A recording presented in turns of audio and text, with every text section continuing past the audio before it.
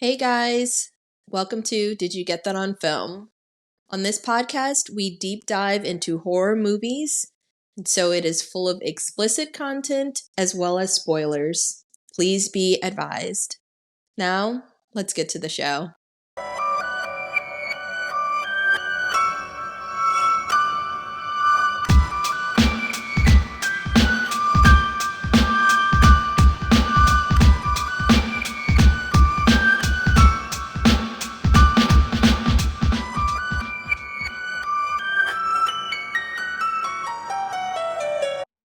This is Did You Get That on Film? Where we talk about characters in terrible situations that we would never find ourselves in. I am DP, your host, with my friend, someone who would hold it while we got the freak out of Dodge because we saw something very scary and unsettling. My girl Ruth. Ruth, I could trust you to hold it, right? You would have held it, right? We would have never been in this situation to begin with, so things got fucked up way before. But I just need to know that you would have Yes. held it. Yes. So, with that lead in, today we will be discussing Terrifier. This is Terrifier 1. So, it was written and directed by Damien Leone, and it was released in 2016. It is the first full-length film in the Terrifier film series, and it had a sequel, Terrifier 2, that just came out in October 2022. That is the second feature-length film to feature Art the Clown, but there were other movies. So there's this horror anthology movie that we've talked about before, so All Hallows Eve. It came out in 2013, and that was like a movie that featured Art the Clown. It wasn't an Art the Clown movie, but he was in one of the stories. Or I can't remember. I think he keeps popping up. He keeps popping up. He's like he's definitely a big presence in that movie, but it's not centered around him. Right. But he first appeared, Art the Clown, as a supporting character in a 2008 short film, The Ninth Circle. And then there was a Terrifier short film in 2011. And then both of those were kind of taken and incorporated into the All Hallows Eve anthology. And then because Terrifier 2 was like mad successful, I mean, It was great. well, they're making a third one. Yes, and we'll talk about it, but I hope it's just as good. I hope it's not as long. Right. So it's supposed to be released like late 2024. You think even with the writer's strike? Well, I think that's why they said it's very vague, right? They just said late 2024. Probably around we'll Halloween, but that'd be cool. Yeah, I think they typically do come out around because that's like Art the Clown's time is Halloween. So let's get into it. It has a lot going on. A lot in such a little bit of time. It is jam-packed with not a lot of time, but also not a lot of kills. Which is what we like. Yeah. He makes the kills worth it, though. Just, yeah. So, let's get into it. The movie opens, right, and so we see a small little tube TV sitting on the floor of a room, and we are actually tuning into a talk show hosted by Monica Brown. She's no Ricky Lake. No Jenny Jones either. No, but she got her little talk show going, and she's interviewing this woman who is like severely disfigured. I'm gonna be kind about it. Please do. I know, right? I will not badmouth this woman, but she's really disfigured. Her face is very, very messed up. But we find out that she's the sole survivor of what they're calling the Miles County Massacre that took place exactly 1 year earlier. So on the previous year's Halloween night. So the woman's telling her story, and it's very sad, it's touching, and she's just talking about how she prefers isolation because people obviously are cruel. Stare at her, kids are scared of her. And so the interviewer, she asked the woman about her attacker, and we find out that his name is Art the Clown. she mentions that there's a lot of controversy surrounding Art the Clown's death because the police say that his body disappeared from the morgue. So she's kind of suggesting that, you know, he could still be alive. But the woman is like, no, I know for a fact he's dead. I saw him die. She's very adamant about this. So then we see Art kick this TV and shatter it.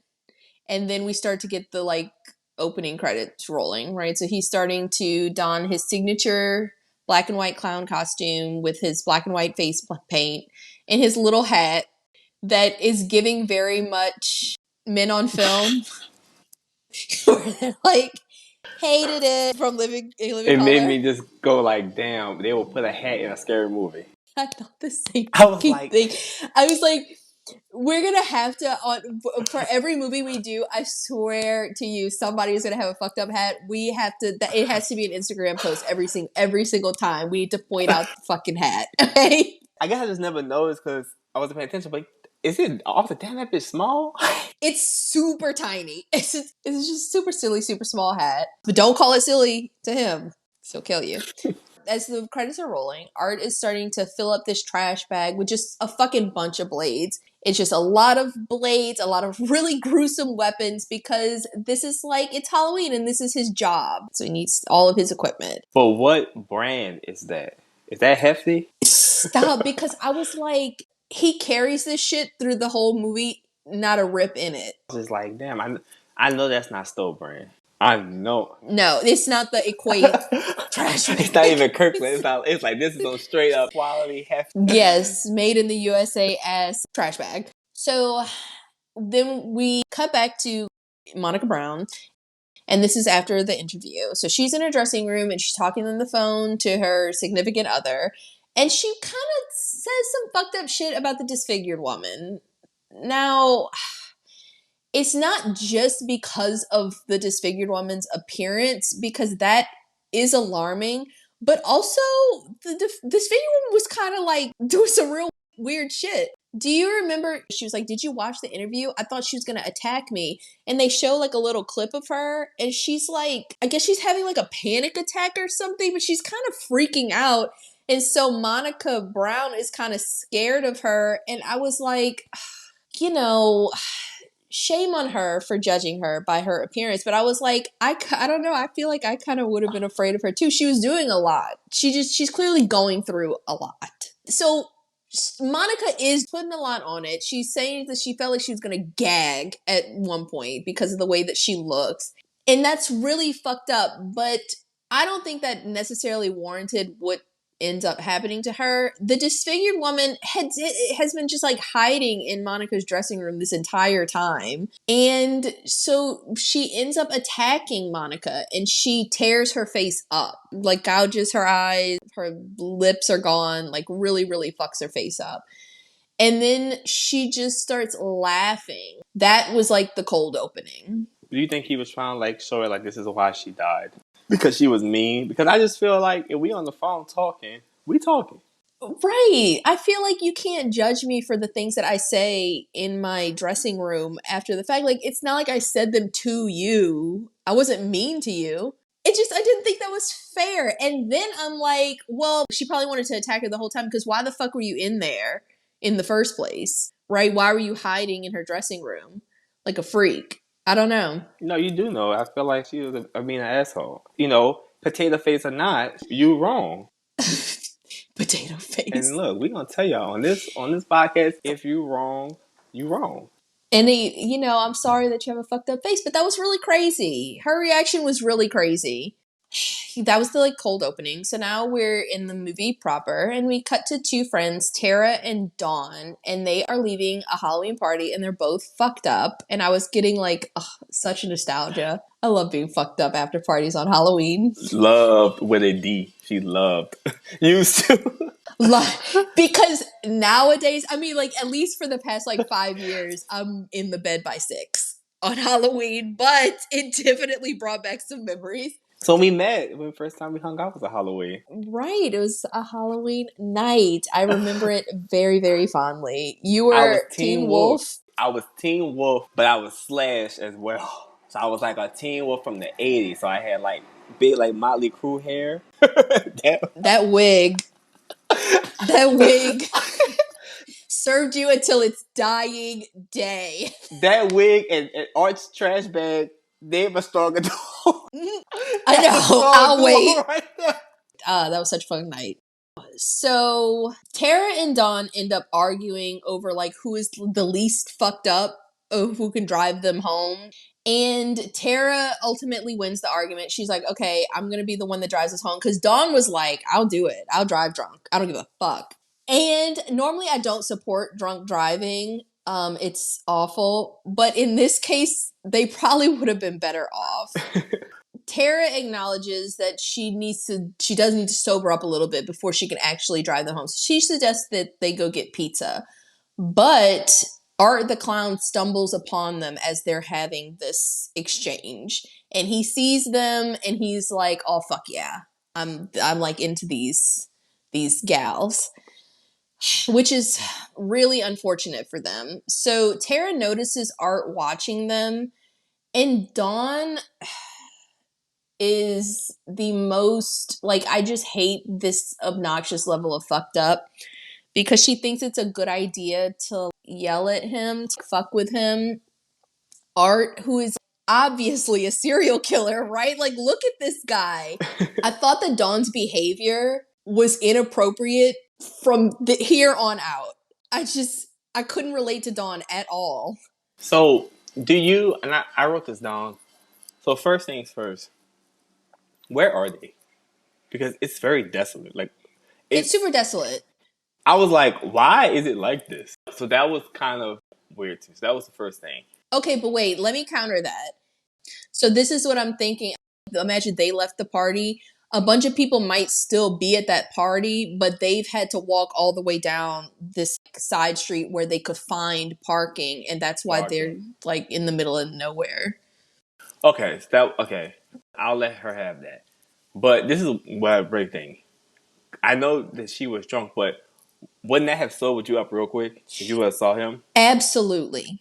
You would have been like, okay, we got to go. Because my thing is like, for anybody that's never seen Terrifier and you're watching this, I know that we walk you through the movie, but please just, and we'll post a picture on our social media, I'm sure. So if you want to like look at it there, please just look up a picture of what Art the Clown looks like. In no universe would I ever feel like comfortable in a room with this guy. You know what I mean? Like, even if he's not a murderer, I'd be like, this man is going to assault me. And someone, look at him. He looks insane. Dawn gets none of these vibes ever. I mean, even when Art starts to be really fucking strange, she just never gets these vibes. And I was like, this is almost unbelievable. I've never been this fucked up in my life. But I was thinking to myself, because I was getting frustrated with her, and I wanted her to pay the ultimate price, maybe too quickly. But I was like, are we watching it in a lens of being older, or she's a big dumb bitch? Because I'm just trying to think about the most disastrous us sitting at Rocco's and not even okay. I didn't get too. I'm trying to think. What have we got? Frat house. F&M's. So Frat house, where we would line up shots.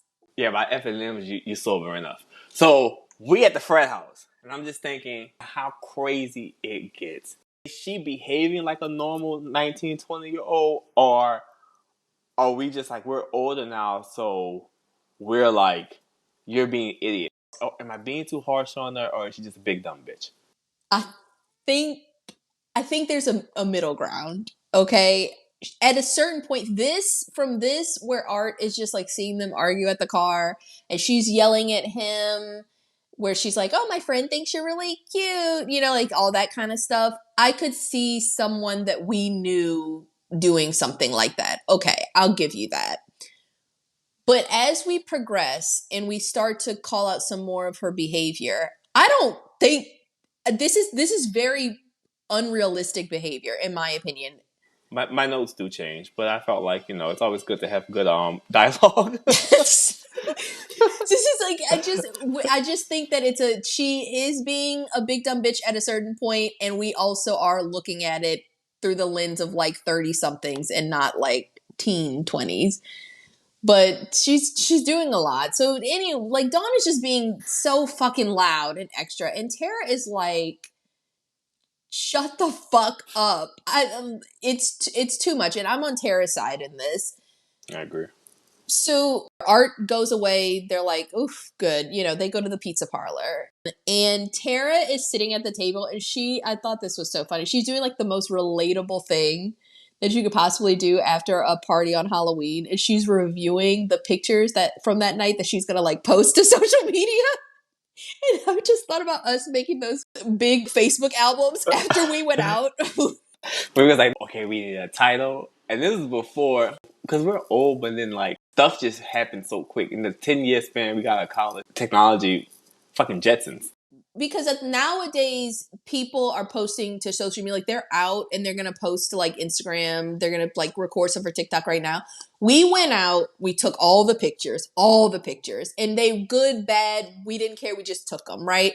But then that you got home after the club and you reviewed the pictures. You reviewed them. And you picked the hottest ones, and then you made a Facebook album, you named it, and then you put in your best. You put your best. And this just be so fun. I know. So, but then Tara's phone dies. So then Dawn comes out from the bathroom, and as Tara and Dawn are talking, Tara is shook because in comes Art the fucking clown in his big ass trash bag, which is in itself a red flag. He's followed them to the pizza shop. So he sits at a table, and if Dawn had been goofing off up until this point, this is about the time that her behavior starts to become unreasonable, right? She took an idiot pill. Absolutely. I don't know anybody that could relate to this or defend this behavior. So Art sits at a table and he just starts staring daggers at Tara. At first, he's like scowling at her, but then he busts this absolutely ridiculous, exaggerated smile. And I'm really not sure which one is scarier, this scowl or the smile. He looks crazy. So then he starts making these really crazy faces at her, and Tara is super unnerved by this behavior. It's very bizarre. So she tells Dawn that they should get their food and they should go, which they really should have, but I think at this point it might have been too late, but we'll get there. So Dawn isn't taking the fucking hint. And so she walks up to Art and she asks if she could take a picture with him. He literally does not acknowledge her presence at all. Which I liked. I know, because I'm like, I don't relate to Art in many things, obviously. But she starts like snapping her fingers in his face. And then she just like takes it upon herself to sit on this obvious maniac's lap. And she takes his hat off and it hits him in the face. And then she starts taking selfies with him and touching his face and shit. And I was like, I'm not a murderer, but I would have killed Dawn in this moment. You know what I mean? Like, I would have had a real problem with this. When he walked in, we would have left. Immediately. We would have left. We would have met him at the door. I wouldn't have waited for my food because once he walked in, I would have been like, something's wrong. Wrong, we gotta go. And I would have never talked to Dawn again. Dawn would have still been there if I would have left. I've been gone. And me and Dawn, I swear to you, we wouldn't be friends anymore. Because I'm uncomfortable. If one person is uncomfortable, I'm like, well, we gotta go. You know? Right. We gotta go. As your friends. And we're friends. But also, it's not weird to you, Dawn, that he doesn't even make sounds. That's not weird. That's weird. That's creepy. You have no survivor skills. And he's clearly followed us here. You know, which made me think in my notes, is she just drunk or always an annoying bitch? I have to assume that this is very much a part of her personality. And I don't like that. Well, you need to pick better friends, Tara. You do. Next lifetime. Dawn's behavior is a huge couldn't be me moment, and I feel like that goes without saying. I'm not sure. I'm not sure how many people could relate to this, but when the pizza shop owner Steve approaches Art to get his order, Art is still giving nothing. And the guy is super aggravated because he's very much overworked and underpaid. It's Halloween night. And he's not really with the bullshit. So he just walks off. And Art gets up and he goes to like a bubblegum machine and he gets a ring out of it. And then he walks over and like mock proposes to Tara and puts the ring on her finger. Then he goes to the bathroom. He And we leaves. get the fuck. I would have left. Like, this is the perfect opportunity, right? Because you're not even scared that, like, oh, well, if he sees us leave, he might follow us out. This is A1 time to, like, get the fuck out of here. They don't. And I'm so shook by that. But then what's even crazier is that Steve comes back with their order. They have the pizza in hand and they still don't fucking leave. They Because just she sit literally there. says, what's in that bag? And then Dawn's like, her idiot pill is really like kicking it. And she's just like, oh, I don't know. And they're eating that pizza. And I was just like, I wouldn't even be hungry anymore. Right. And Dawn's just like, shut up and eat your pizza. And I'm like, never.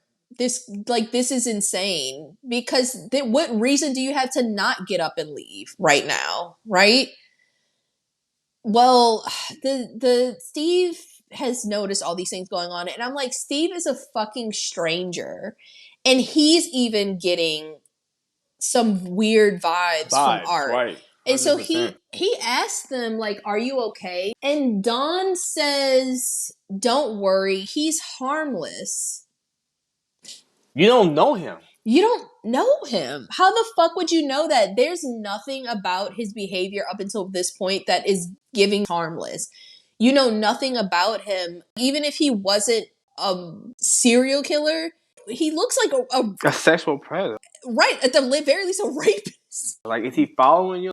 Coming over, like, putting a ring on you? Back the fuck up, dude. Come on, what you doing? Especially because it's like, we would be alarmed by that behavior with just a regular guy in the club with some fucking skinny jeans Somebody on. who we knew. Somebody who we went to school. We would be like, all right, back the fuck up. You weird. Right, that's really fucking weird. This guy is a stranger and a crazy looking stranger at that. Crazy looking. How you think he smell? I He smell like to take a bath? He stink. Well, no. Well, okay. Yeah, let's go. So let's continue. So he walks off. They don't leave. So Dawn's like, he's harmless. How the fuck would you know that? I don't know. But Tara is uncomfortable, right? So she's not really happy with Art. Steve says he's going to take care of him. The next thing we know, Steve is roughly throwing Art out of the pizzeria and he's calling him a fucking freak. And he's doing this because Art, for some strange fucking reason, decided to take a shit and then pick up that shit and a la Candyman. All I thought was Cabrini Green. Cabrini Green. I was like, it's the corporate. This is the corporate right here. And he fucking smears this shit.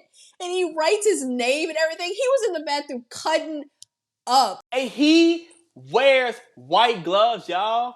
And he showed it. Like, do you remember that he kicked him out and he like waves his hand with the shit all over his head?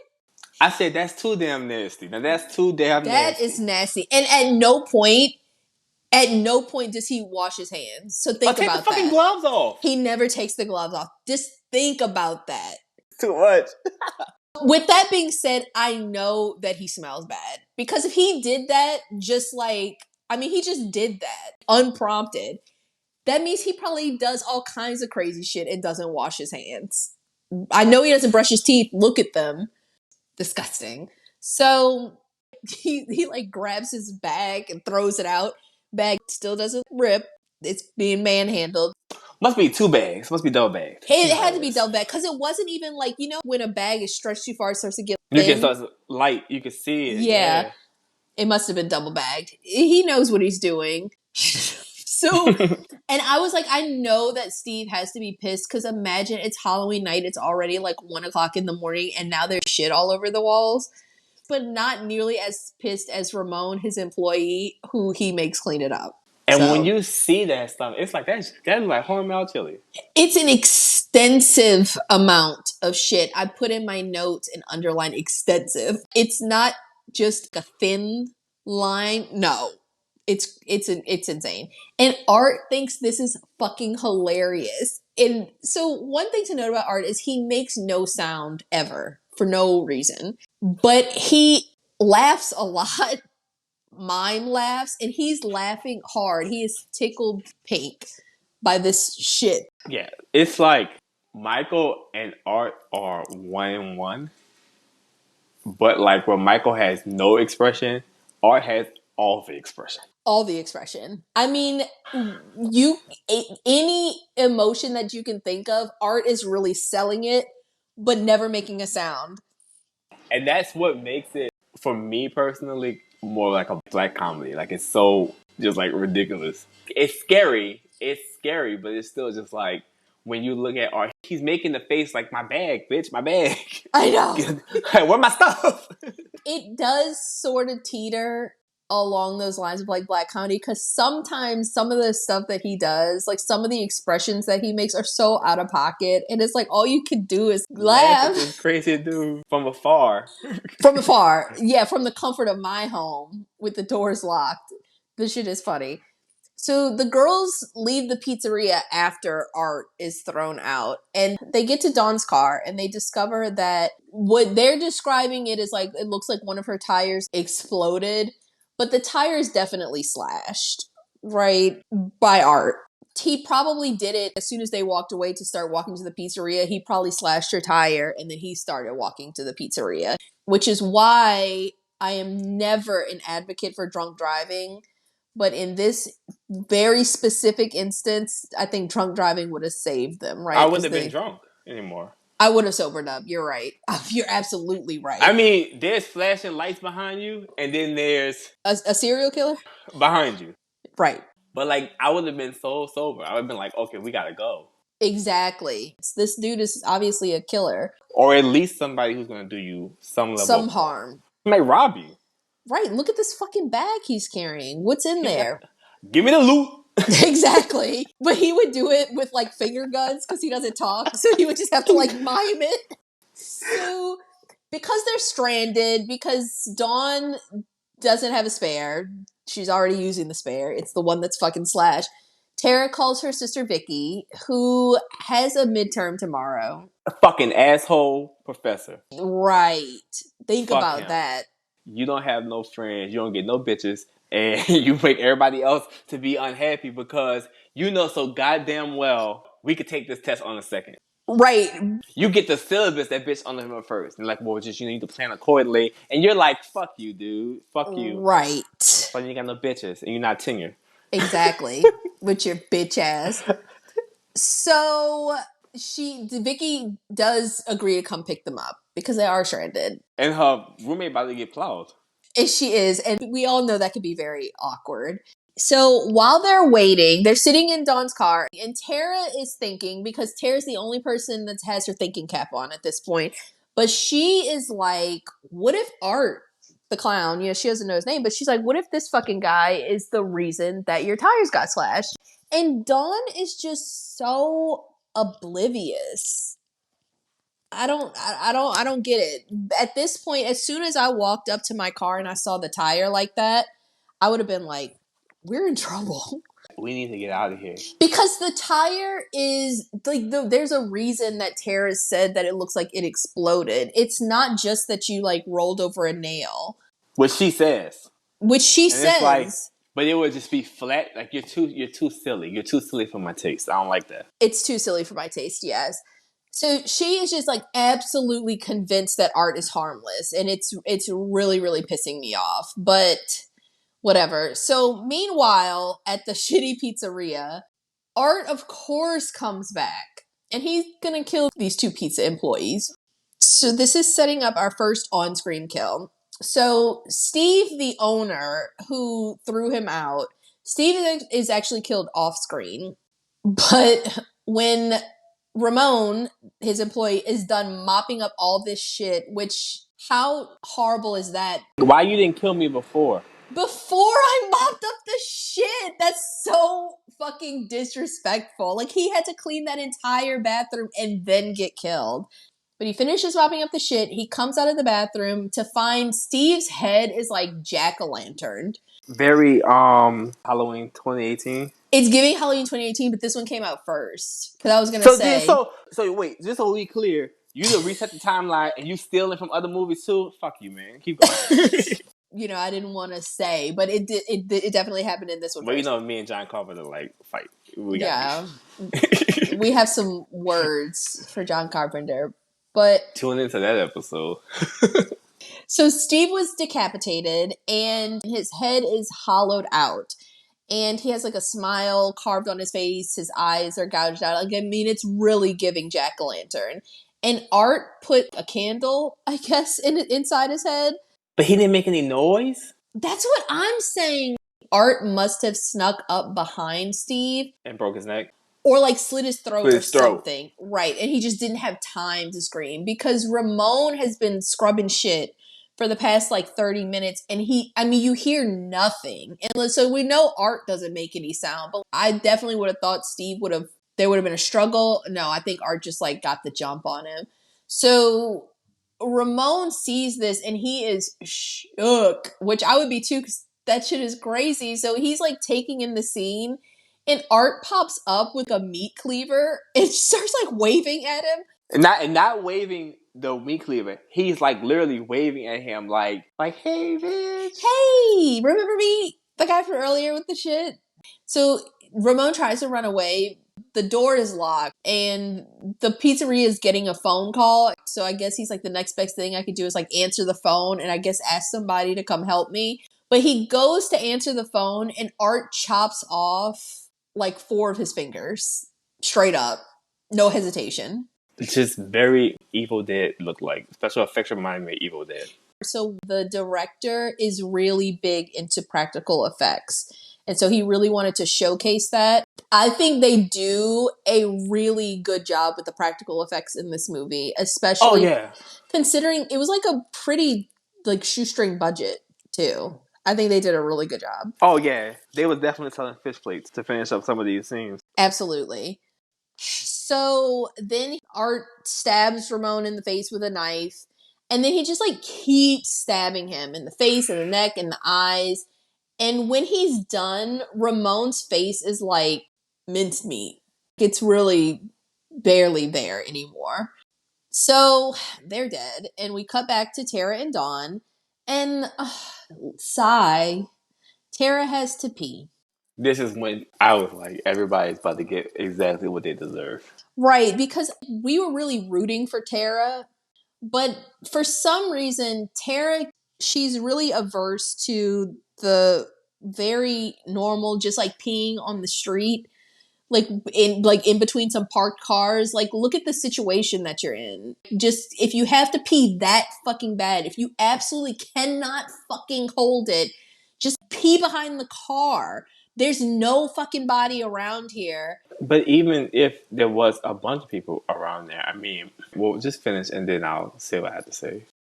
So they see a guy come out of this apartment building. And so Dawn suggests that she ask this random strange man to use the bathroom in the house that he just came out of. And Tara like jumps at this suggestion. There's so much wrong there. This First is of wrong. all, you don't fucking know that guy. Y'all are 2 women. Alone and stranded. And you left your fucking friend outside? This is my thing. So I have that in my notes too. So Tara jumps at this opportunity, and it turns out that this guy, his name is Mike, and he's a pest control worker who's bombing this apartment building for rats. He agrees to let her in to go pee. Now, it just so happens that Mike is, in fact, a nice guy. But Mike could have very, very easily not been a nice guy. She just jumps at this, and she goes in alone. It's insane that you went in alone. And left Dawn. Yes, you are alone with a strange man. And then at the place where he takes her to the bathroom is in like the basement. It's super crazy because it's dark. It's not like it's in an apartment or anything.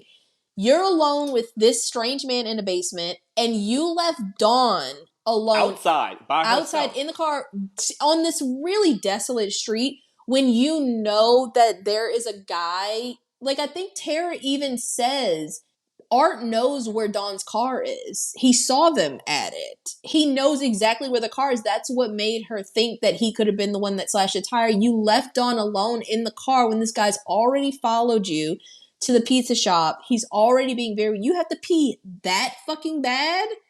I would have gave you a water bottle. Just fucking hold it. I just couldn't believe that she left her outside. That was the part that upset me. I don't try to be here thinking that we was upset. We was in here sad like when they killed off Dewey. We weren't sad, but it's just like you never split up. You don't split up. And it's just like, this is such horror movie. This is horror movie logic. In real life, it wouldn't go this way. Because girls go to the bathroom together all the time. Just for nothing. And the thing is, if Mike is a bad guy, and now I gotta go in that motherfucker anyway, because now I gotta find your whole ass. Right. Now we're split up. Now I don't know what's going on. Tara doesn't even have a phone. Have a phone. You don't even have a phone. It's too much. But while Dawn is waiting in the car, taking Halloween night selfies, on the radio, a breaking news alert comes through, and it's about the two workers at the pizzeria. And there was a witness that saw Art. So the alert is saying that they're on the lookout for this man in a black and white clown costume carrying a large garbage bag because, of course, they are, because he was a murderer. And Dawn just, like, cannot believe this. She behaves like somebody just said, y'all know Queen Elizabeth died? Like, but I feel like she is equally as shocked as if somebody had been like, did y'all hear Queen Latifah died? Like, that's... Exactly. That shit is shocking. Whew, Lord, Queen Latifah, we love you. We love you, Queen Latifah. So that's how shocked Dawn is in this moment. And I'm like, bitch, why? Why are you shocked? I'd be like, see, I fucking knew. Turn the car on. It's okay. So Dawn is panicked and she's scrolling through her phone to find the pictures that she took of her and Art. While she's looking, the car door opens because the car is not fucking locked. Because she took her idiot pill. She took an idiot pill. You're sitting here, now you're alone on a desolate street. Even if you hadn't had this creepy encounter with this man who you just heard on the radio is a murderer, anything could happen. Lock the fucking car. Well, she doesn't, okay? So the door opens and she's looking down at her phone and she thinks Tara's getting in. And she's like, you're never fucking gonna believe what I just heard. He like, bitch, who? I know, and the way he's looking at her, so she looks over and he's, of course, in the passenger seat. And he has, like, blood on his face from killing these, like, employees. And he's grinning like a fucking maniac. He's like, bitch, spill. I want to know. What'd you hear? What's the T-hole? Exactly. And so she starts screaming because she is aware, as are we, that she's totally fucked. Just like in the words of Baby. She is totally fucked at this point, right? No questions asked. No questions. I mean, she's done, right? She's done. Right. So, cut to back inside the house. I had been rooting for Tara. I was like, okay, Tara is the one that's grounded in reality. I don't root for Tara anymore in this entire film because Tara's done peeing in this nasty ass bathroom and she starts to hear some noises from inside. This is now, if in case we didn't make it clear, the apartment building that Mike is doing the pest control for, it's desolate. It's desolate. It's abandoned. It's totally empty. There's no residents. This is like an abandoned building. She starts hearing some strange noises coming from somewhere. Remember, she's in like the basement area of an already abandoned building. When she starts to investigate these noises, and I'm like, you ain't Lucy Bustamante, you dumb bitch. But she fucking investigates. Bitch, what business is it to you? What the hell is going on down here? Dawn is outside by herself. She's alone with Art the Clown out there. Like, you don't know that he's a killer yet, but you've had the suspicion about him. You are convinced that he slashed her tire, and now you've left her alone. She runs into this cat lady who is a little off, okay? She's touched, but she seems sweet enough. But she's squatting in the basement of this building. Rent too high. Stop, because then to get out of the conversation, Tara's like, "Oh, that's the landlord. I gotta go pay my rent." And I know this lady was like, "Rent, bitch." See, that's why you fucked up, man. That's Because I ain't paying rent in a minute. she's like, "I haven't paid rent in 13 years. Thank you very much." But this cat lady introduces Tara to her daughter, Emily, and we get a look at Emily. Why she got a Precious Moments doll? Why is she walking around Stop. with it? No, because you're really like dating yourself with the Precious Moments too. I know.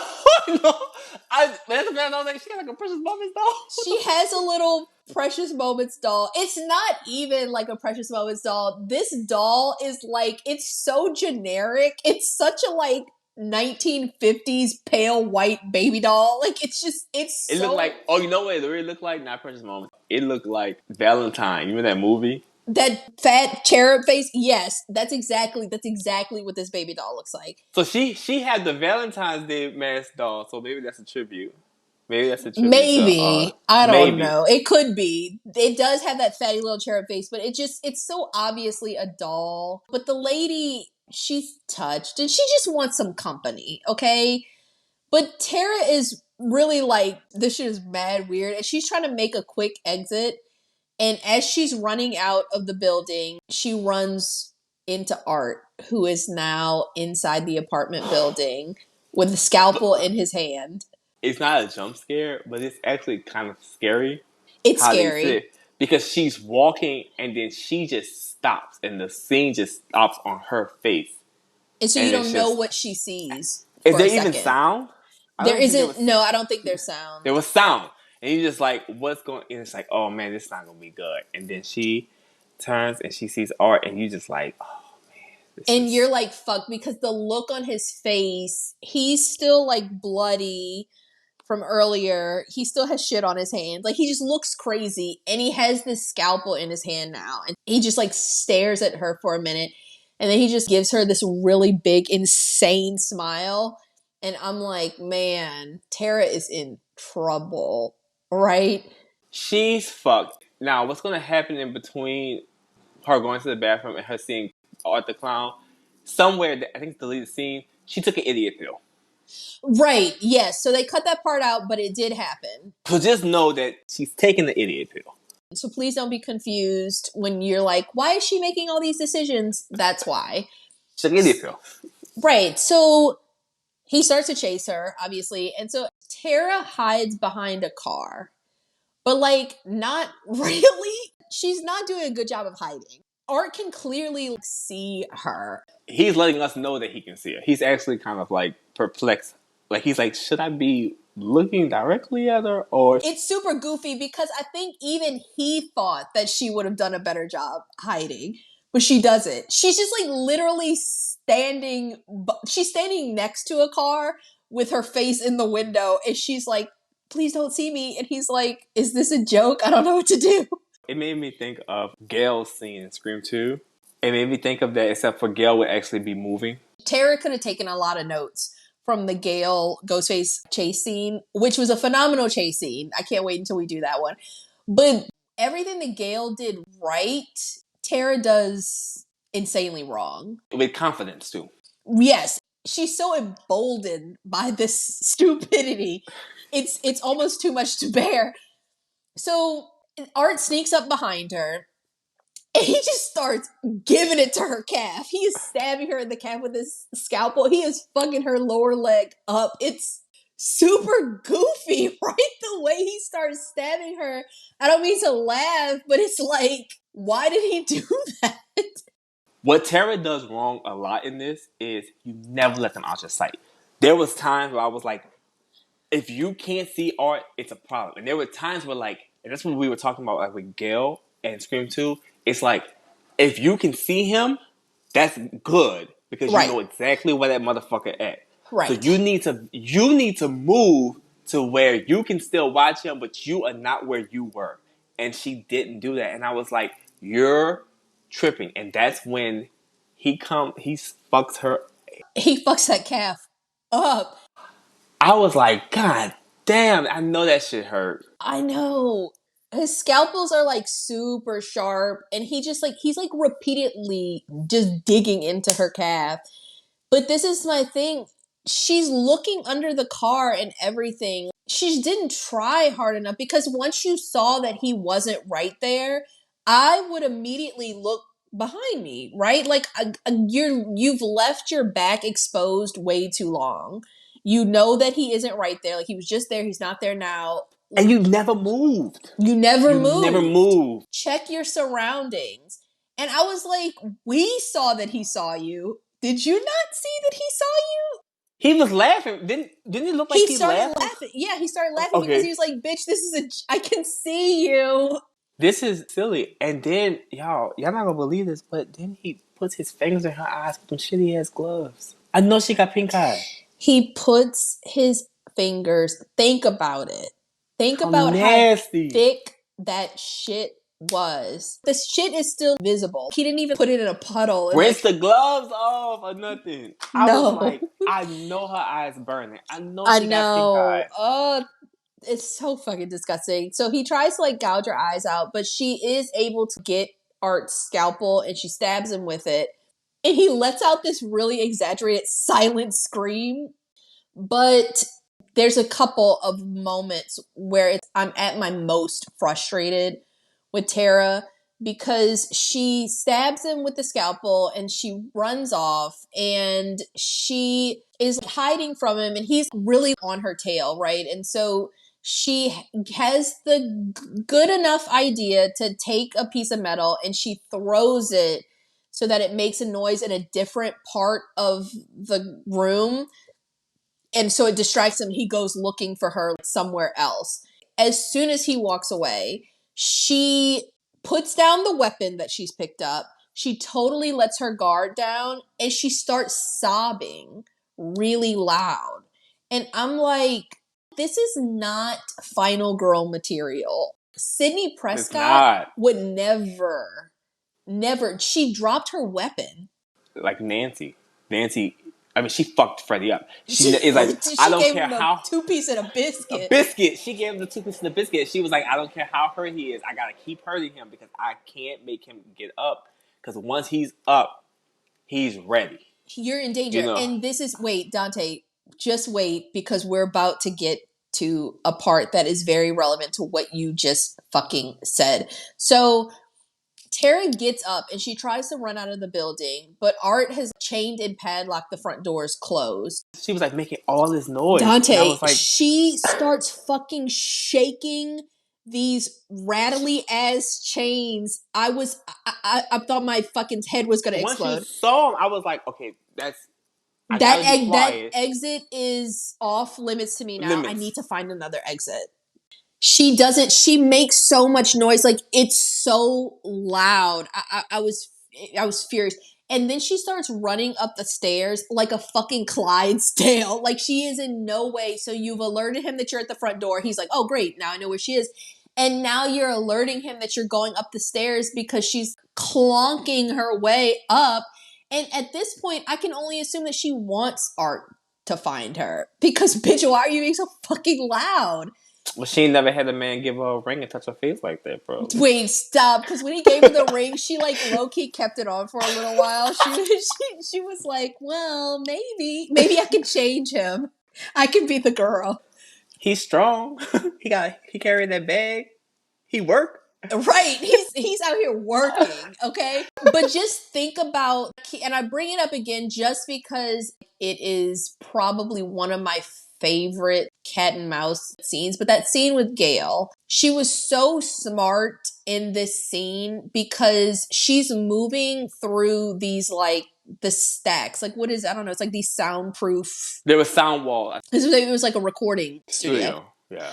So she's moving through these walls and she's like a ghost. She's so fucking silent. She's silent. She's probably on her tippy toes. She's watching him move and she's moving. She only takes a second and then she's moving. She has her wits about her. Even Ghostface was like, damn, where did this bitch go? You know what I mean? Like, he was like, I know she has to be here because I saw her come in here. But Gail is fucking quiet. And she's looking every time she's looking. When she sees the exit, she's like, beeline. Right. Gone. It's a master class in like a cat and mouse chase scene where it's like Gail is really doing everything right in the scene. Dewey, on the other hand, doesn't, but Gail! Stop. I was like, why is he screaming? Wait, but then he screams, and whenever shit like that happens in movies, I cannot help but think about Brenda in Scary Movie 2 when Sydney runs up to her and she's like, he's gonna kill us, and she's like, it would have just been you if you would have just shut the fuck up. That's what that scene gave me doing. Shut the fuck up. I'm doing something here. So Tara didn't go to the Gale masterclass in chase scenes because she runs up the stairs like a Clydesdale. Once she gets up there, she sees Mike, the pest control guy, who has his music on at a ridiculous volume. That to me, I was like, are we like scary? Because I remember I was a restaurant manager and I used to have to close at night by myself and it would be empty. And I would just never have my headphones on. I never had headphones on because I was like, I need to hear if somebody comes in. Right. I used to be like that when I was a front desk supervisor at this hotel on St. Charles, the Pontchartrain. And it was like a real skeleton crew. I would never have headphones in. I would keep my back against the wall and I would make sure that I always had all the entry and exit points in my sight because I was working overnight too. So that was like it's dark in here. I don't know what the fuck is in here. I would never his back is turned. He has the music up loud. You have no idea. You're in an abandoned building. And I just thought to myself, that was crazy. But then, like, Tara, you should have ran to him. She didn't run to him. And I thought that was really crazy because she's screaming. The first time I screamed and he didn't respond, I would have been like, oh shit, he must have headphones in. Let me go shake him. But, maybe it's a good thing that she didn't run to him because she's literally screaming at the top of her lungs. He can't hear her. But Art fucking does hear her because she couldn't be any louder. And so Art comes up behind her and he grabs her. And he ends up subduing her by injecting her in the neck with God knows what. With this syringe that they use for like gorillas. It's so fucking big. I was like, Art asshole. He's a real ass because you didn't need that. You could have injected her with anything with a normal human-sized syringe. Why at this point are you even, like, making her pass out? I was like, I'm tired of you. She can't even fucking run right.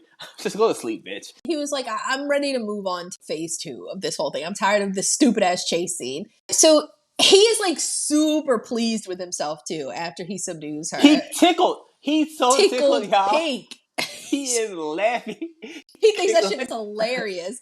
But when Tara wakes up, when she comes to, she is bound to a chair. And Art is there next to her. And he's fiddling with all these weapons that he's brought with him. Because he teasing. Little foreplay. Teasing her. Right. Because then he has this little axe. And then he threatens to hit her with it. Ifs at her and gets really close. And I guess to him, he's showing her like, bitch, calm down, because it could be worse. You know what I mean? Like right now you're just tied to a chair, but you need to shut the fuck up before I hack you. And so then he pulls out this huge hacksaw. She's like really afraid that he's going to use it on her, but Art has other plans. I was like, Art kind of freaky because he's putting on her neck and he stuff. Is kind of freaky.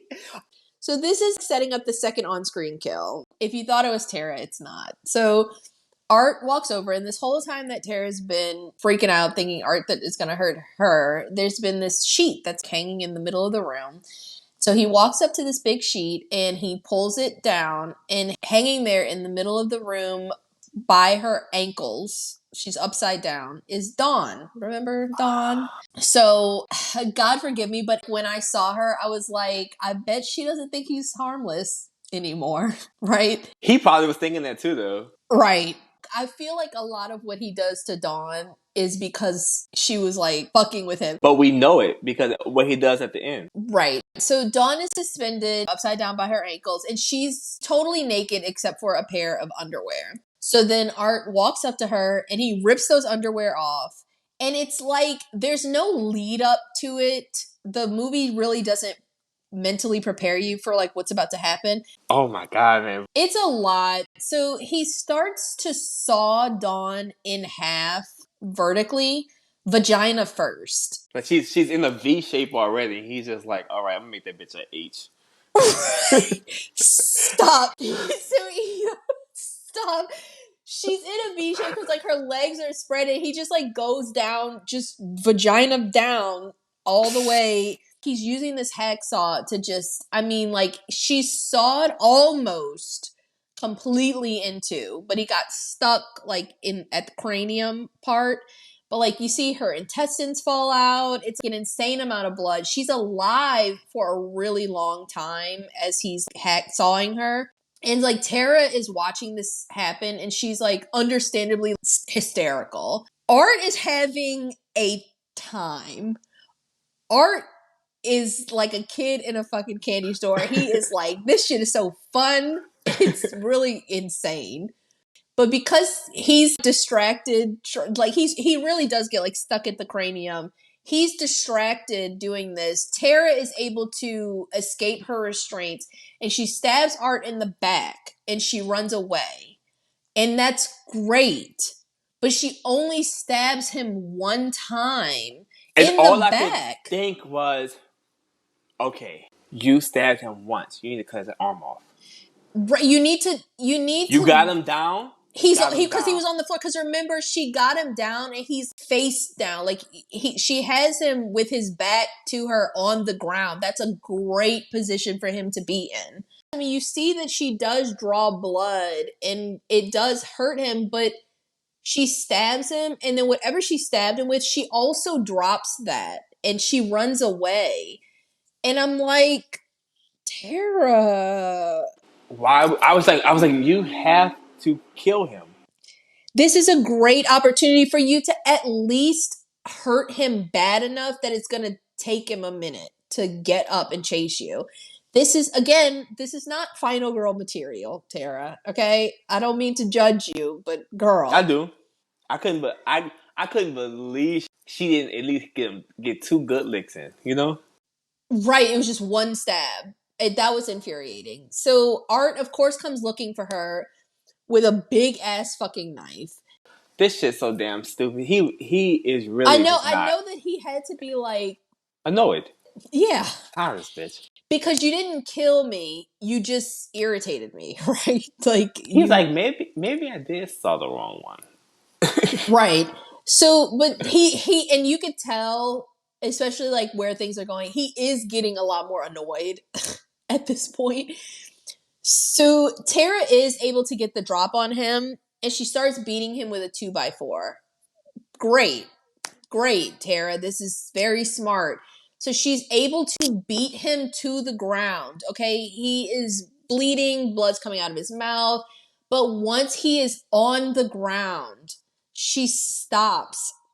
She stops beating him.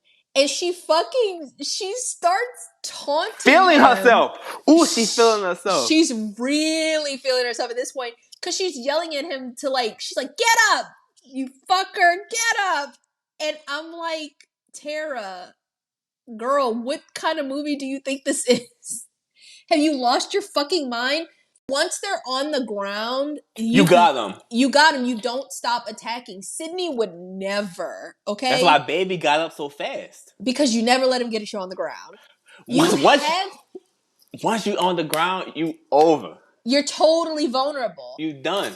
Unless somebody like Tara is attacking you, because she stops attacking. And so, you know, surprise you guys, this is setting up the third on-screen kill of the movie. She thinks she has the upper hand here, right? Oh, and she thought she won. Right. And so she starts to approach him, not swinging. She just like approaching him. So Art at this point is like, he's over it. Art's done. So he's like, you know what? He just pulls out a gun and he just shoots her in the thigh. And so now she's fucked, right? Then he stands over her, he shoots her in the side, and then he shoots her in the face, and he wants to shoot her more, but he like runs out of bullets. So he has to stop and go back to his Home Depot Christmas sack to get more bullets. How fucking funny was that? That was super silly. Because we literally watched him go. He's like, fuck. and he walked and gets those bullets, and you're thinking to yourself, okay, this movie have like 40 more minutes, so Right. So this is about 45 minutes into it's the into it. movie. So you're thinking like, oh, he gonna come back and she gonna be gone. He Exactly. come, Because she's supposed to be the final. oh, girl. She's supposed to be the final girl. That's the way the movie's been setting it up this whole time. So wait, he's getting the bullets, but first he stops and takes a selfie with Dawn's I love that. severed body. Yeah, because I guess he's like, since you love selfies so much, bitch, I here's a fucking love that. I selfie. love that he did that because it's just like that should prove to you how dangerous he was. Right. This He's is all unhinged. unhinged. He was laughing. That I love that selfie part. That motherfucker went back and got them bullets, y'all. He went back and then he just shot her in the head and was like, "Okay, now I'm done." Yeah. Right. But she just, I know that she's hurt and she got shot in the face. Okay. So we're saying she shot in the face, but she's still very much alive. She got shot in the cheek. That's a survivable wound. She lays there. You have to hide. You have to hide. If you take anything from us, when you get a bitch on the ground, you fuck them up. And when you gotta keep moving. You never can just Never stay stop still. moving. You gotta keep moving. We gotta keep moving. She just lays there. And I know that she's hurt. I get it. She is But she injured. thought it on herself. She did, because you didn't have to be in this situation because you had him. You know, Get up! Get up! Girl, what do you think this is? That's when I was like, I was kind of done with her. You think she took 2 pills? She must have. She must have taken another one when she was like off screen. So yeah, he gets back to Tara. She's still on the floor, and he shoots her in the head, but he shoots her in the head like 5 more times, just like all in the face. Because he's mad annoyed at this point, right? Because he was like, this was supposed to be easy. He had her like tied up and everything. He was super irritated. I did think that this was a great way for like the director to subvert our expectations, because we definitely thought that Tara was gonna be the protagonist in this movie this entire time. So I was like, you do have to give the director props for that. Oh yeah. And that's why I bought up like the Valentine's Day mask, and I bought up Freddy Krueger, because I'm like, he low key plays a lot of tribute to a lot of different scary movies, because Janet Leigh was like what in 30 minutes of Psycho, right? Right, before she died, and that was shocking at that time. That was unheard of at the time. Yeah. You didn't think that. And so yeah, you're right. This was like, I guess, equal to that level. Like, you really think that Tara is going to be the one, because that's typically the way these movies are set up. So bravo to him.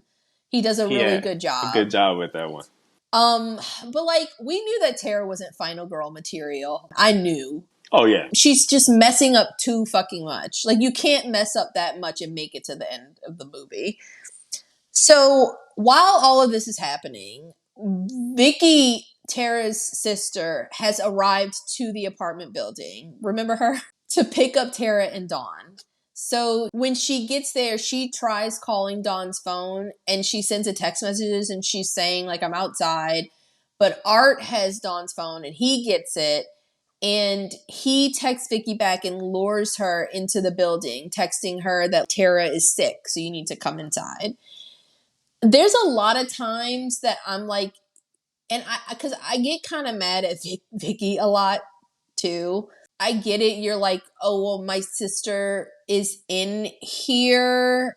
I guess my thing is, at no point does Tara or Dawn tell you that they're going into this building, right? So when you get to their car and they're not in there, I don't really know why Vicky just assumed that they must be in this abandoned building, because she explores it way too much to say that you aren't even sure that they're in here. Does that make sense? Like, anything could have happened to Vicky in here, and you're just kind of like going in under the assumption that your sister must be in here, but you're putting yourself in a really dangerous situation. This is an abandoned building. Oh, called. That's what I always call. I know, but it's like she is calling Dawn and Dawn's not But even but, answering. but even if you text me, I would just be like, what? Like, where in the This is building? weird. Tell me exactly where you Because are. it's dark. She doesn't even continue to text us. She's like, come in the back where? Like, what? I just would have gotten really weird vibes from that. And once I went to the back and I didn't immediately see you, even if I had done that, which I can't even like picture myself doing, I wouldn't have continued inside this building. So the crazy cat squatter lady, I don't want to call her crazy. She's special. But she actually witnesses Tara's murder and she runs upstairs to Mike, the pest control guy, and she like begs him to call the police because she's like, Art is out here snatching people up. He's gonna get me, he's gonna get you. You have to like call someone. And Mike is very dismissive towards her because she No, don't give him any slack. That everybody has things in movies they hate. This is like my number one.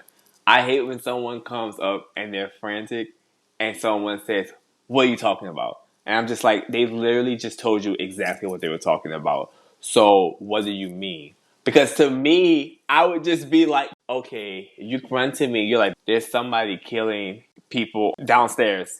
But she doesn't just say people. She says like two girls are already dead, and you know that there's two You girls. know there's two girls because you saw them. And I just feel like I'd be like, okay, I gotta get out of here. I'm not following you because you were trying to trap Because me. you might be the killer. But I'm getting the fuck out of here immediately. I have to get out of this building immediately. And he doesn't. Immediately. And he doesn't. And I just don't. I just really don't like when they say, "What do you mean?" Like, what do you mean? Like you stay away from it. It's just like, okay, but she's telling you something that.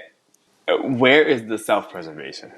And why I just don't like that. I don't like the dismissiveness of when people they do that in movies a lot. They're like, "What are you talking about?" Like, what? Calm down. You know, I Right. think about that. I don't like when people are dismissive either, but I do have to say that if she ran up to me and she was telling me this, I would you're absolutely right. I would leave the building, not with her. Never. I don't know the bitch. I don't know you, and you I could be don't know that setting me bitch. up, but I would definitely leave the building because I'm like, if you're in here and you're telling me that there's a killer in here, regardless of like whatever is happening, I know that this building is like not secure, right? Like I need to get out of here so I can figure out what's going on. He doesn't do that. He's too stupid. He's that. And it's dumb. It's a very dumb move on his part. Because now we have these three. Okay, so now we're like, because now you're kind of in a space in this movie where who you thought was the final girl is dead. So now you have a bunch of characters. You have the squatter, you have the exterminator, and you have her sister. So you're like, well, All in damn, this building. who are we following? Right. Right. And so another thing that I took a note of was that I feel like the squatter, the cat lady, I feel like wherever she was in this building, she was in a good spot, right? He was not aware of her presence. And she ran free. And you're living rent free and pretty like cozy. You have your daughter and you have your pets. I thought it was very weird that what you're hearing is crazy because Dawn's death was intense. You hear gunshots. He goes and he has to get more bullets to shoot her more. I was just like, you're not really practicing self preservation, right? Why did you come out here? Now he's seen you, now he's aware of your presence. So I was like, shame on you, cat lady, because you put yourself and your doll daughter in danger. And when you have children, you gotta think about them. Right. And to her, that child is very real. She's not thinking, you didn't think. So Mike is like very overwhelmed by the situation. He's not leaving. He's also not calling the police, but he does decide to call his coworker, Will. But he's dialing the number, and as his back is turned, which I wouldn't I just feel like if I'm ever in a situation where I'm like don't know what's going on, I always put my back against the wall. I just feel like nobody's really practicing any form of self-preservation in this movie. His back is turned to the stairwell, and so Art just comes up behind him and he just like cracks him on the head with a hammer, knocking him out, which I know hurt. And so I know that bitch hurt. I know that hurt. I mean, he really cracked him, like right in the middle of his head. So his coworker Will, you can hear that he does pick up the phone, but Mike is obviously like incapacitated at this point, and Art can hear Will on the other end too. So he just starts beating the phone with the hammer. He was like, this phone had bad service. It looked like it's some kind of Nokia. Like, I mean, Right. you got busted ass phone, And trash. he's like, it's just too much. There's too much going on. There's too many variables, right? Because I had to kill Tara too quick. I didn't want to do that. Now there's this squatter bitch that I didn't know was here. You're here. It's too much going on. So the cat lady is stressed, right? Because she is doing too much and she forgets that her little doll daughter, she left her by herself. So she runs back to the crib and she finds that her daughter is missing from the crib. And I'm like, this is why you should have just minded your business. Who leave their child out by themselves? You left the baby I thought that was alone. really crazy. So you recognize the baby as your child, but then you left it like a doll. Exactly. She clearly loves this doll, but there's a murderer in here, right? And You're so watching live murders. right. And so he saw you for sure. Like there's no doubt about that. He saw her. And so now he's obviously going to come looking for you. And you just like left your daughter. Couldn't be me. So she ends up finding Art as she's running around looking for her daughter. She ends up finding Art cradling the doll, like he's sitting in a hallway, like in a tunnel, cradling the doll. And she really tries to appeal to Art. And she asks him, like, is there any kindness in you? Like, do you have any kindness in your heart? And the way that he's looking at her, I feel like the answer to that question is like exceedingly obvious. But she's just really trying to plead with him to spare her doll daughter. And so she tries to show him some motherly affection. And so she ends up cradling him in her arms. And Art kind of appears to respond to this initially because he lets her hold him and rock him. And he starts to like suck his thumb. And I just thought to myself, he put them shitty gloves in his mouth. It's so fucking nasty. It took me out. I was like, that's too fucking nasty. He put feces in his mouth. Think about that. For a prolonged period of time, he didn't just like He was sucking his fucking thumb. Y'all know how you know like it is when you sucking like on fabric. right as a comfort. Oh my god, Yeah, think y'all, about that fucking shit everything. was so fucking nasty. I was like, this motherfucker is gross. I said, oh, that's why your teeth look like that. It Ugh. is. Yeah, we didn't really talk about it, but Art's teeth, you can just, that shit probably smells so fucking bad. But he's sucking the shitty thumb. As you know, the director kind of makes it seem like, could this crazy cat lady, could she get through to Art? Will he like spare her? Is she the final girl? Right. Is this a story we're following now? Right. No. So so no. So while all of this is happening, Vicky has entered the building and she is like just wandering around, and that's frustrating me. But when did she take her idiot pill? She took it right when she got that text message from Dawn. She was like, "Okay, let me go look for them, but first, let me take this pill really quick." Because from this point on, nothing that she does, she's also not final girl material. But Will, Mike's coworker from the pest control company, he also arrives to the building, and I thought that might have been one of the craziest decisions that somebody made, because I was like, I don't know for sure what it would sound like, but like Art started beating the phone with a hammer. So Will got this call from Mike. It's 3:00 in the morning at this point, and he didn't say anything to you. The phone just got beat to smithereens. I know that had to be loud. What about this situation made you think like I need to like put on my pest control uniform and go to this site? I thought that was like super crazy. But you hear on the radio about who is listening. Nobody. They ain't got no bolo, no Though ATV. that's Like, another thing. We didn't mention that because Vicky hears it too on the radio. She hears that there's like this killer clown. And so the police are telling everybody to stay in your house. Do not go out tonight. There is a murderer on the loose. Nobody is heeding this warning. And, I was just thinking, like with Vicky and Will, you know how you just get when you're in a situation and you get like that gut feeling that something is just like wrong, like the hairs on the back of your neck stand up, like just something is telling you that the situation is just like not right. I guess it's like self-preservation. No, none of these people have any of that. it's not to the movie's detriment because it's like the movie is the movie, but there's never a part where somebody is just like, I'm gonna do something smart. No, that never happens in this movie. Because even when Tara beats him, you were setting it up so we can laugh at Art shooting her.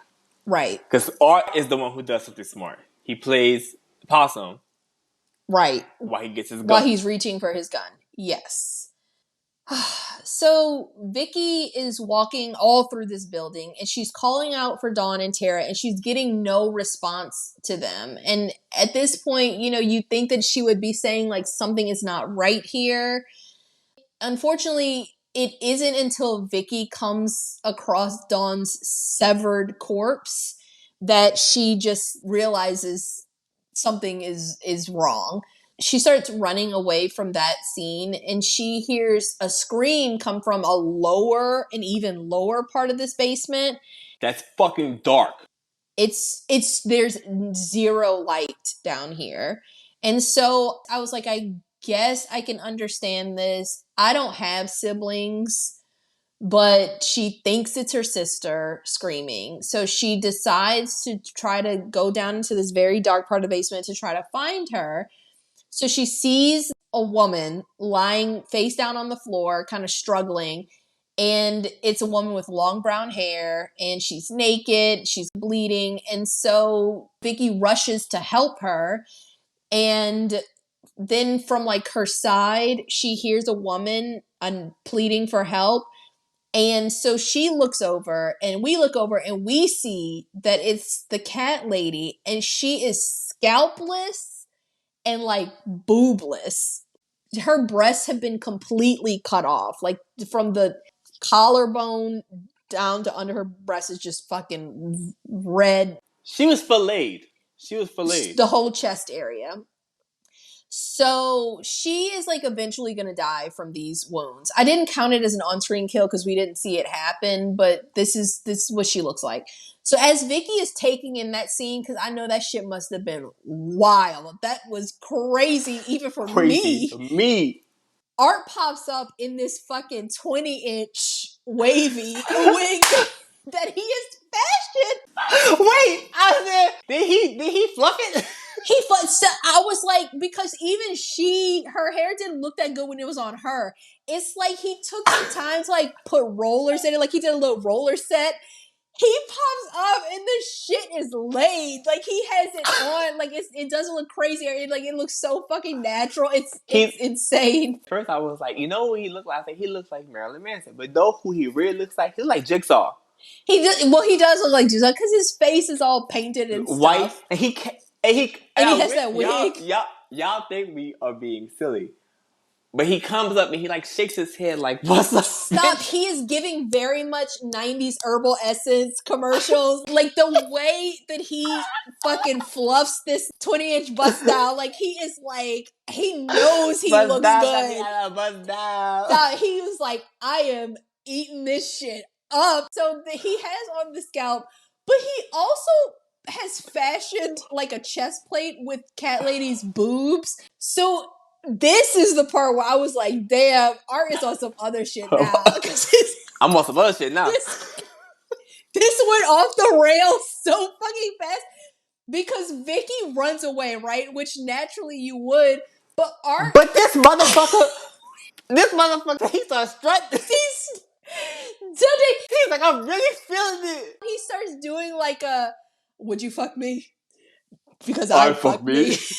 So Art over here naked, so you can see He's naked, his breast and you can see his penis. And I'm just like, so he's really walking around just looking like chicks with dicks. And like for no reason, like Art, why did you take your clothes off? Because nobody else is in the room. Nobody else is in the room. He didn't know Vicky was here at this point, right? So in his mind, he's like, I took care of Mike the pest control worker, and now it's just me and this cat lady in the building, right? Because he has no idea of Vicky's presence. He has no idea of Will's presence. So he was just fucking down there, fucking Buffalo Billing it to this dying woman, and then Vicky just so happens to stumble upon this.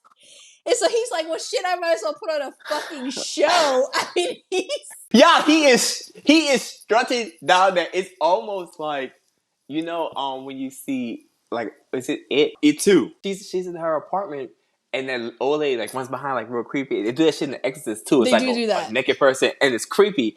And Ari's just walking around like, told you bitches who I am. Right, no, what? yeah, what? he's what? not giving creepy. He's giving like fierce. Right, like do the like sachet Shantae. It's like what he is giving. Claudia. Stop.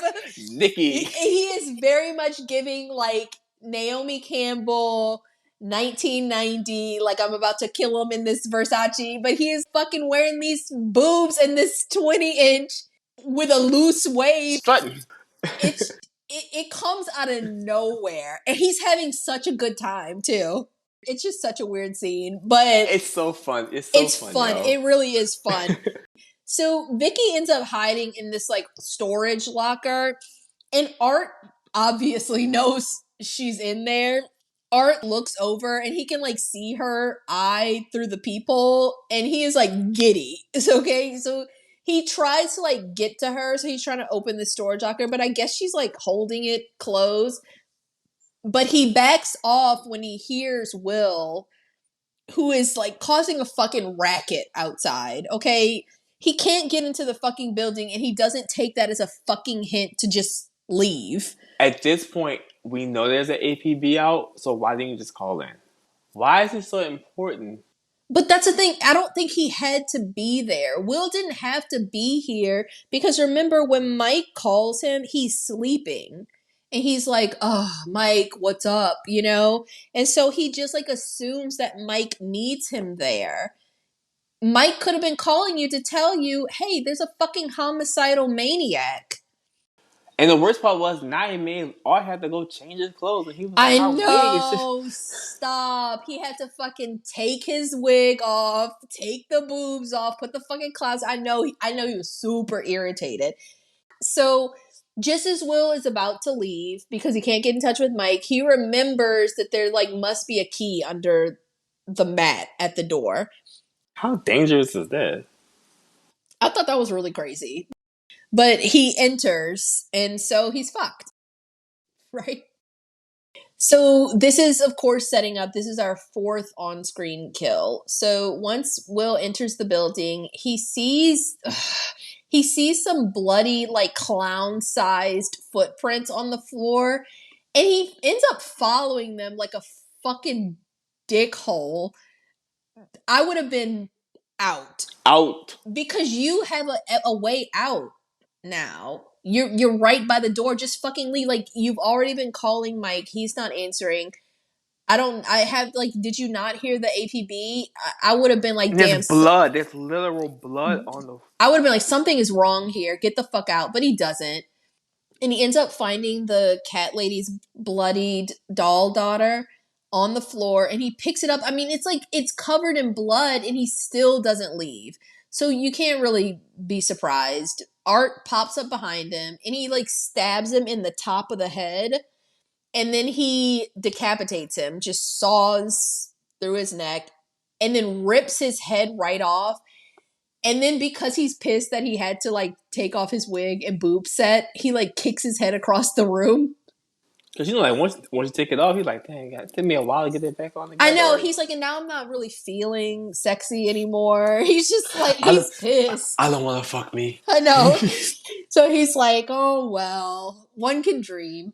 So while this is happening, Vicky exits the storage locker and she's looking for an escape when fucking Art just comes riding in on a fucking tricycle. Because he really is at the core a fucking asshole. He really He's is. so obnoxious.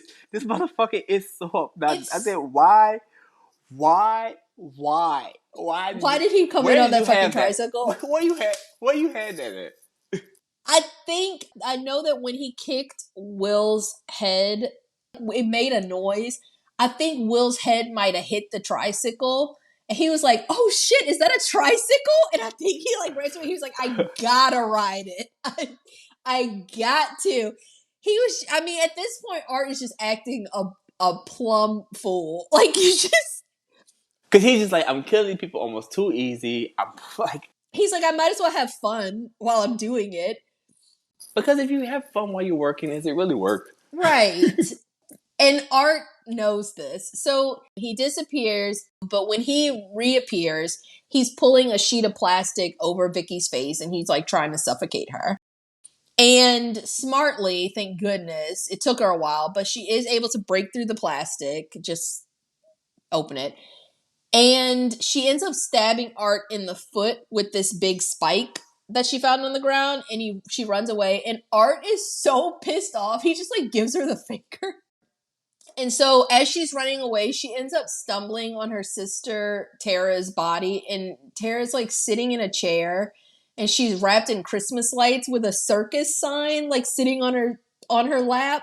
And like she looks really fucked up, right? Because she's been shot in the face like 8 times. And so Vicky stops to grieve. But y'all, not just grieve, like she was almost about to say, like we were in a service. It wasn't just like a sad, like, oh no, like it was like a wow. She took a knee. She when I say stops to grieve, she cleared her calendar to stand here and grieve.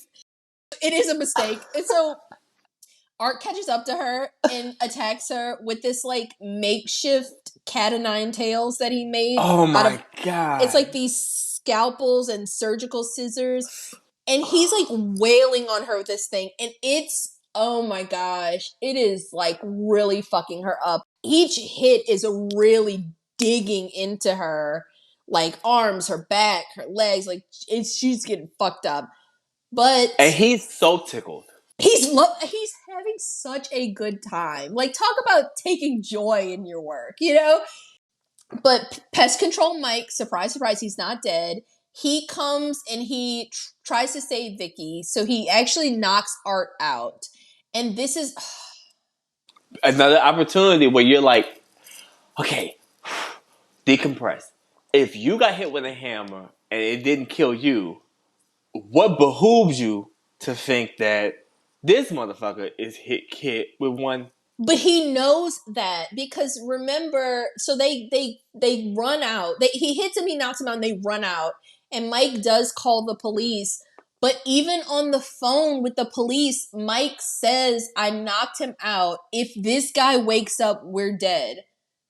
Y'all have weapons at hand. You have the surgical scissors, you have the scalpel, this cat o' nine tails. Kill him.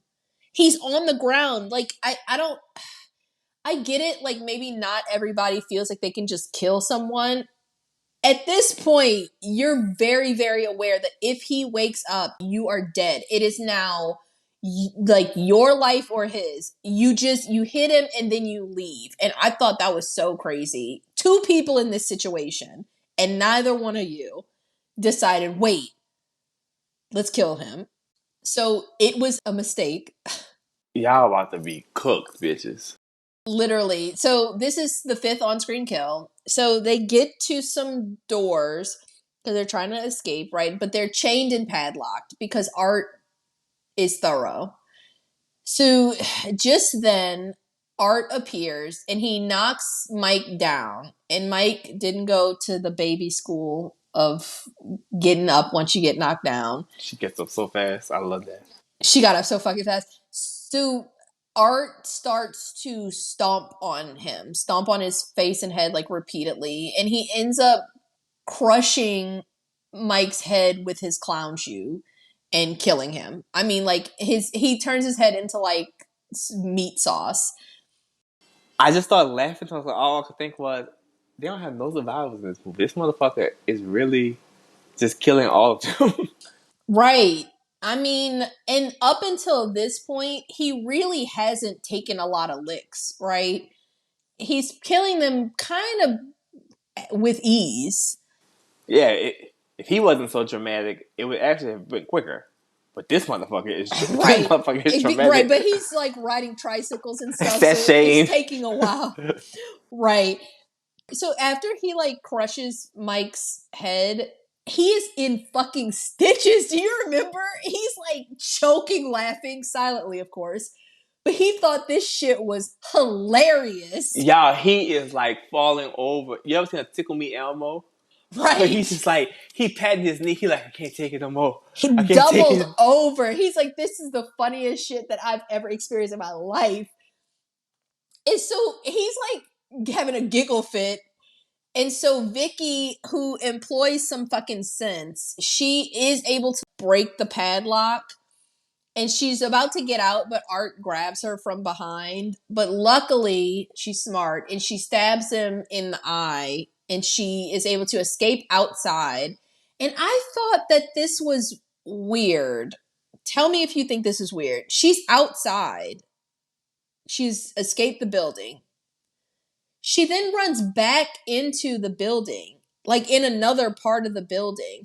And I was like, why didn't you just run out? Because at this point, we can, they're starting to hear police sirens, right? She can hear them. Why didn't she run to the street? I just thought that was so bizarre. It's like, almost like comical, right? Get away from me! And I was like, but he's not. But he's not going to do that. So what I need to know is, what are you going to do? Because once I got out that building, you just got to get on the main street. Just get on the main street, keep running. You know what I mean? Like, at this point, he could chase you, he could not. You just stabbed him in the eye. Give yourself a fighting chance. By going into this building, you're trapped. There's nowhere to go. You don't have a fighting chance. So she runs back into the building, into like this other area, and she's able to crawl through these like big double doors, and they're chained up, but there's enough space for her to crawl through. But Art can't get through. So he comes and he's like on the other side of the door. And for some reason, he takes out a bike horn and he just starts like blowing it in her face. Because I guess he's like irritated. But at the end of the day, he's like, I am still a clown. She's like, get away from me. I know. Get away from me. But wait, so Art like disappears for a moment. And so like Vicky is hearing the police sirens coming. So she goes to the door to like look out through the door, and Art, who is like, if he's anything, he's like fucking efficient, because he's like a final girl. He is resourceful as fuck. Because he's like, well, if I can't get in this room, he gets in a pickup truck, Will's pickup truck, and he just like rams it through the door and runs her over too, because he's like, shit, I'm done with this. So as she's lying on the floor, unconscious, Art comes up to her and he starts to pull apart and eat her face. And so when the police finally arrive, I guess Art is like, you'll never take me alive, copper. And so he pulls out his gun and he shoots himself in the mouth. They're like, show us your hands. Show us your hands. And his face, he is rolling his eyes. He's like... He is rolling his eyes. He's just really annoyed by the whole thing. It's just like, I'm not done killing. Right. He was like, I'm in the middle of something, you bitch. And they're like yelling at him. And I was like, the police are so fucking annoying, because people have been shot for less. He's literally eating this girl's face. And then he puts one hand up, but his other hand is like going for his gun, right? I'm like, Show us your hands. Show us your hand. Show us your other hand. Show it. And he is rolling his he rolling his eyes like, when I want to, I will, but not a yeah. moment before. And so he takes this pistol and he like shoots himself in the mouth, right? And so they're like, wow, this scene is crazy. And so it's just then that an officer notices that Vicky is on the floor, like she's still alive, faceless but alive. So now we cut to, and I was like, this is where you can really see that they were on a shoestring budget. Do you remember what the morgue looked like? Where A they did cafeteria? Is it just like the Did you think it was also where they shot the pizza place? It kind of did look like it could have definitely been that. I thought that it looked like. Have you ever seen like when we were in college? Like, did you ever go to anybody's like really like shitty like a garage apartment? Because if I'm not mistaken, I think there were some clothes hanging up in one of the corners. Like I think the corner like lived there. Like this shit looked poor. You could maybe find like bodies in here, or on like a Sunday you could find a card table set up. So they're at this really shitty morgue, and the EMTs are bringing in bodies at this point. So this is where Art's body is taken along with bodies of his victims. And the EMTs leave, and so the coroner's left alone. And so he goes to unzip Art's body bag. And when he unzipped it, I was like, that I shit would is have closed it. scary. I would have closed it. I would have definitely left too. I would have been like, damn, somebody else needs to be in here with me. Art is staring at him, like smiling with this huge, crazy grin. And so the coroner's confused because he's like, wait, is he dead or not? And so just then the electricity, like everything electrical in the room, the lights, the radios, everything starts to go like haywire for a minute. And so this is setting up the sixth on-screen kill. So everything kind of settles down, and the coroner goes back to look at Art's body, and Art pops up and he just ends up strangling him to death. So, which was pretty a mild way to die, you know. Have you? Well, you It haven't just seen. we're just going by Okay. this movie. Yeah. So, I was like, for the way that Art kills people, I was like, that was a pretty merciful way for him to kill the coroner in this movie. So we're only taking into account this movie, what we know of this movie, for anybody that's seen Terrifier 2. So then we fast forward 1 year later, and we see Vicky and her parents, and Vicky is being released from the hospital after going through rehab for her extensive facial injuries. And when she's being wheeled out by her parents, they turn and she faces the camera, and it's revealed that she is the severely disfigured woman from the interview at the beginning of the movie, the one that fucked up Monica Brown's face. But this is my criticism of the movie. This to me was really unnecessary because we kind of figured it out, right? Was it? Well, I mean, like it was. I didn't feel like that reveal was necessary because we got the reveal in the beginning. so this is my thing. Okay, So help me out. so this is showing the big reveal is that the events of this entire movie are essentially just a flashback to the events of the previous Halloween. And so now it's like Vicky, like we're just to assume that Vicky leaves the hospital, and then I think they're like, "Good luck on your interview Yeah, you say tomorrow." that. Yeah, so they're like, "Good luck with your interview tomorrow," and so she is being wheeled away, and we know that she is going to do this interview with Monica Brown, and she is going to end up fucking her face up, right? I think by this point you do have to know, right, that it was like Vicky. But what if you looked at it like this? What if that is just something that Art does to people? What if Art just like eats people's faces a lot? Because he tried to, remember, he was trying to gouge out Tara's eyes too. You put them shitty fingers in her eyes. I know, the shitty gloves. But he tried to like gouge her eyes out too. So I was like, it is reasonable, I think, if people didn't know for sure that it was Vicky, because I'm like, it could have been somebody else, and maybe art just fucking does that. I guess you're making trying to make a point, but to me, when they said she's a survivor of the attack, and then the freaking cop is like, she's alive. To me, it was like, okay, That's she's the that. reveal. And to me, the movie ends with him, sitting straight up and choking. Like, to me, that's a strong ending. Not to say that the movie wasn't strong, but like this part was just like, I guess they feel like he got taken on just to tech. It seems like he got taken on, but I was like, it wasn't necessary in my opinion. Maybe it wasn't necessary, but maybe they just really wanted to drive it home. Maybe they thought people might not get it. Yeah, I can see that, but to me, I was just like, this wasn't even. I guess the point I'm trying to make is if that turnaround reveal was supposed to be like surprise, It was not. wasn't. It wasn't. But that's Right. how it ends. That's how it ends. So then we get the credits roll.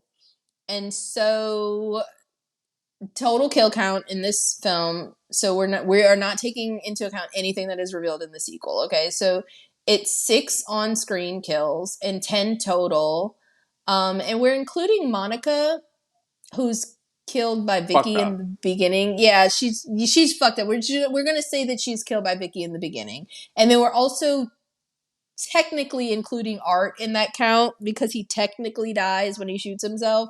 But it's really, overall, it's not a lot of kills in this movie, for the most part, especially not a lot of on-screen kills, which I like. Well, it's not a lot of kills in when you say it, but when you think of how many people are in the movie, it's a whole bunch of people die. Well, it's everybody essentially but Art. Yeah, Anybody that you see for any amount of time other than Art is probably gonna die. They died.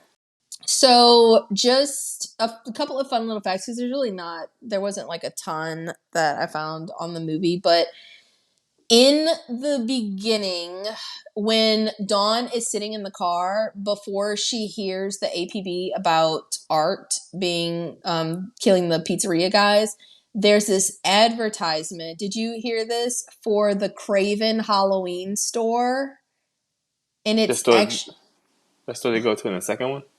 it's named after Wes Craven. Oh, I didn't even think Craven. Yeah, it's the Craven. It was it was made like as an homage to Wes Craven. Because he would have just passed when this movie hit. Yes. Mm-hmm. Yeah. We miss him. I know.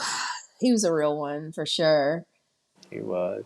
So at the beginning of the film in Monica's dressing room, there is a sign which reads, "The end is just a new beginning." And so that was actually supposed to be foreshadowing the ending reveal that this first scene actually takes place after all of the other events that are depicted in the movie. And so it was like another thing that was kind of supposed to give you a hint that Vicky is actually like deformed girl. That was blatantly clear to me, but I understand. It was clear, yeah. So when Tara stabs Art through the foot, do you remember with that like spike, and he gets really upset and he like flicks her off? That was actually an improvised thing by the actor that plays Art, and the director liked it so much they kept it in the film. So I thought that was funny. It was. It was a funny scene. I'm glad that they included that. And so the Rotten Tomatoes is a 55% critic and a 53% audience. And what? I know. That's kind of crazy, right? Because that's kind of low. Crazy. I'm really shook. I actually was really shook by that because, it's about middle of the road, but... I mean, fuck a critic, but the audience said for the original Terrifier is 50%? Only 53%, yeah. Did you by chance...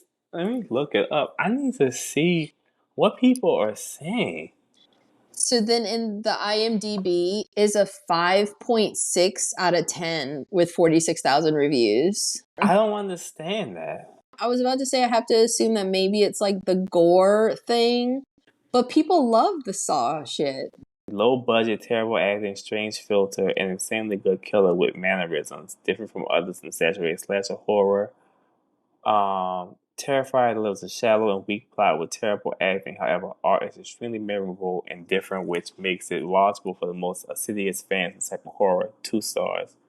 I mean, terrible acting? I don't think anybody was giving outrageously bad performances. Art fucking killed it. This film is complete garbage. From a director with a clear and serious problem with women. An ever-changing cast of mindless characters keep turning up and try to escape the same situation in the same basement on loops for 1.5 hours. Slasher horrors can be so great, but this film attempts the same jump scare over and over. It is a movie for simpletons. Hold on now. Who thinks all you need in a horror film is a spooky mask and a bit of gore. Absolutely embarrassing for all concerned. You know, we didn't talk about that while we were reviewing the movie, but people say these movies are very misogynistic. I thought about that, and then I remember, like, you know, I'm a man. So, did you feel like that? Well, thank you for acknowledging that. Sounds like who cares? Nobody wants my opinion on it. Now I feel like I don't know what the fuck to say because I don't want to be like the Uncle Tom of the women's movement. You know what I mean? But I was like, yeah, I don't want to be a pick-me. But I guess when I was watching it, I didn't feel like it was misogynistic. I mean, I felt like really he liked Tara, so he always wanted to kill Tara, but Dawn pissed him off. So he killed her. Vicky showed up, so he killed her. He also killed Will and Mike very brutally, super brutally. He fucked up the pizza people. Very, very brutally. Those were 2 men. I think that had he not killed Dawn the way that he did, I think that maybe people would not be saying that the movie is misogynistic. But remember, sometimes I find it fascinating to read about medieval torture methods. If you look up medieval torture methods, that particular way that he killed Dawn, that's exactly what they look like. They're naked, they're hung upside down for a long time, so all the blood rushes to their heads, and then they're sawed in half. You can look up doodles of it from like that time period. So I really think that if had Art not pulled off her underwear and sawed her through the vagina and she's like naked, I think that maybe they wouldn't be saying that. But I really do think it just so happened that she was a woman and she really pissed him off. She touched him. She touched him and she fucked around with him. She was always going to get killed the worst. I don't know. I didn't get those vibes. I hear that all the time about Terrifier. It's like, it's misogynistic. And I'm always just like, is it just that kill, or is it because he was like, he chopped that lady's breast off? Maybe. I did forget about that. He took her wig. He took her 20-inch bust down. Yeah. They gave us a show? Maybe. I just, I never look at it like, oh, he is a misogynist. I look at it like he's fucking crazy. I don't know, like, even like they've said misogynist things about the original Halloween and how Linda is killed. They said it in Rob Zombie's movies that there's misogyny there. And that's definitely a case for it. I just thought that was a really just very gross kill more than anything. It was very gross. Oh God, man! But it makes the movie. Right, because without that kill, I think the movie would have been just kind of by the numbers. That kill and then him putting on that fucking scalp wig and those boobs and dancing like that.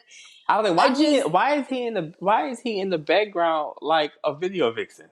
He really was like Corinne Steffens in the background of his own movie.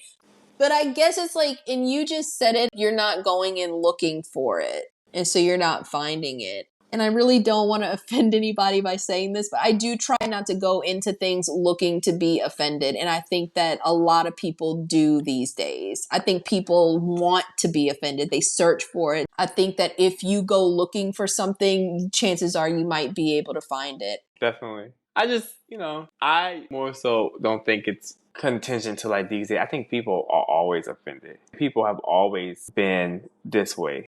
I think in the second one, looking back while we're discussing this, women, men, children, animals, everybody get it in the second one. Right. So I agree with you that people do want to be offended. I don't think that's a new phenomenon, but I think people want to be upset. And if you want to be upset, the world is full of things that you can be upset about. My thing is, the world is so full of actual legitimate misogyny, transphobia, homophobia, racism. It's so full of that I feel like you don't have to dig to find it. And I just feel like in any kind of movie genre, horror is the one where I feel like everybody's kind of like scared together, getting along as much as they can. So when y'all come in with that bullshit, it's like, get the fuck out of here. Right. I don't know, guys. So y'all just, from my male eyes, I didn't see anything, and Ruth didn't see anything from her female perspective. So just let us know. We aren't all knowing, so help us out.